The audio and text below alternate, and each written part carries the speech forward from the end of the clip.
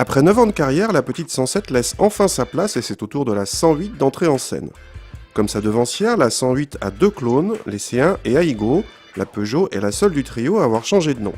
Par rapport à la 107, la nouvelle est plus longue de 5 cm pour atteindre 3,48 m, ce qui lui permet de rester malgré tout avec ses cousines l'une des plus compactes de la catégorie. La 108 est disponible en 3 ou 5 portes, chaque carrosserie pouvant accueillir pour 1 200 € de plus un toit ouvrant en toile comme sur notre voiture d'essai. La 108 prend alors l'appellation Top. A l'intérieur, la planche de bord est entièrement inédite et utilise toujours des plastiques durs comme sur toutes les petites citadines. L'une des nouveautés vient des éléments décoratifs, ici de couleur blanche, recouverts d'un vernis mat plutôt agréable au toucher. Même si la présentation n'est pas cossue, l'ensemble est bien assemblé. À l'arrière, la 108 ne peut accueillir que 2 passagers et l'habitabilité reste trop juste, même pour la catégorie.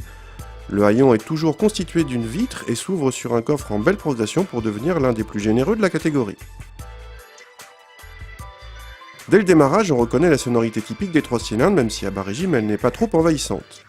Le petit 1 litre se montre suffisant en ville et aime bien monter dans les tours, mais les rapports de boîte très allongés l'étouffent sur route et autoroute.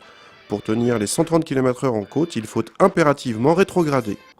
La boîte ETG5, héritière de la BMP5, ne pose pas de problème en conduite coulée, mais révèle sa lenteur et des à-coups dès que vous appuyez franchement sur l'accélérateur. Dommage pour le confort, par ailleurs en progrès sensible par rapport à la 107.